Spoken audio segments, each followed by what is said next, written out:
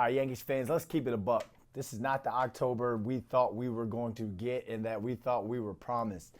Down 0-2 to the Blue Jays in the ALDS. This team has been outplayed, outpitched, and pretty much out everything in 2 games. So I'm bringing in our Yankees beat writer for the Post, Greg Joyce, who you guys know been covering this team all throughout the year to help us figure out what's gone wrong and if this series can be saved. Greg, thanks for hopping on with us. Big game 3 down in the Bronx tonight.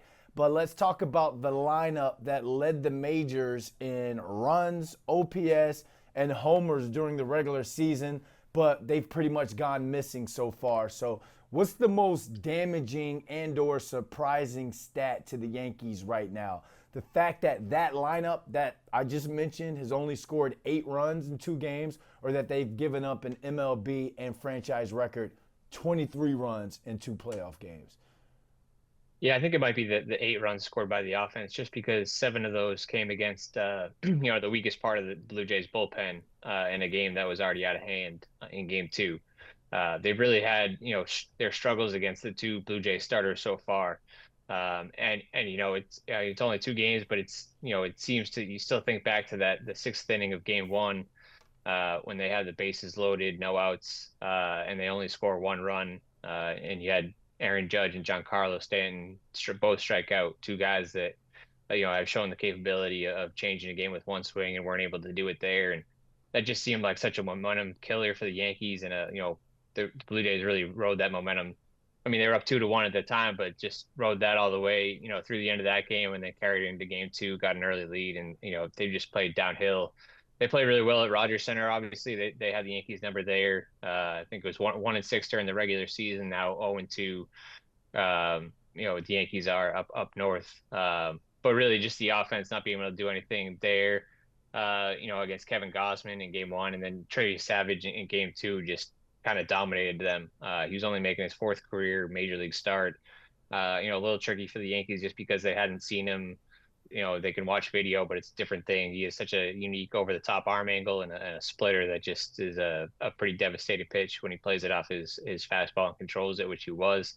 So he had 5 1/3 no-hit innings, 11 strikeouts. He just couldn't get anything going against him. So I think, that maybe it's a different game if the Yankees score some runs, because then they're not using kind of their lower leverage relievers at that point, which they did in both games. Obviously, we saw Will Warren kind of mop up duty in game 2 after Max Fried didn't have it. So I think that, as far as the giving up the 23 runs, I think the Max Fried part of that is probably the most surprising, just because he was so good in game 1 against the Red Sox in the wild card series, and just wasn't able to kind of duplicate that against the Blue Jays in game 2. And so put the Yankees in a tough spot. He left the game in the 4th inning, 5-0 deficit, and it only got worse from there. So, both the offense and pitching kind of go hand in hand. Like if you get an early lead, that affects how you pitch. Which pitcher do you use? But if you're behind as they have been and gets out of hand early, then it's a different kind of game plan. And so it's been rough on both ends for the Yankees so far. You mentioned the Blue Jays riding the momentum up in the 6, or Toronto for those of you who don't listen to Drake. They're back in the Bronx tonight. Home crowd, big New York energy can create momentum and spark. So is there anything coaching-wise you think Aaron Boone should do to create a spark of his own? Yeah, we'll see. I don't think there's a ton. They just need their best guys to hit like their best guys. Aaron Judge has had his share of hits so far in the postseason, but in some big spots hasn't come through with that big one yet. Kind of his signature moment. It seems like they're kind of waiting on that. As far as lineup changes go, I think there's a chance we see Paul Goldschmidt in there tonight. Shane Bieber, who's going for the Blue Jays, has reverse splits, and Goldschmidt's 3 for 6 in his career off Bieber. So I think there's a chance he gets in there. Obviously, Ben Rice had the huge home run in game 2 against the Red Sox, but since then it's kind of struggled a little bit. I think it was a pretty tough matchup going against the 2 Blue Jays righties with splitters that can be tough on lefties. So he's had a number of strikeouts. I think it's 7 strikeouts in his last 12 plate appearances. So maybe Goldschmidt gets in there, but other than that, I think you just need your guys who carried you all season to do it again. Trent Grisham has been pretty quiet. Giancarlo Stanton has been hitting the ball pretty hard, but mostly on the ground. So yeah, you need the guys that brought you here to kind of show up when it matters most. I know it's only been 2 games so far in this series, but the Boo Birds and the Boone Birds have been very active on social media again, especially on the day off on Monday. If the Yankees lose this series, and again, there's still a lot of baseball left to be played, do you think that that would be the end, or should it be the end of the Aaron Boone era?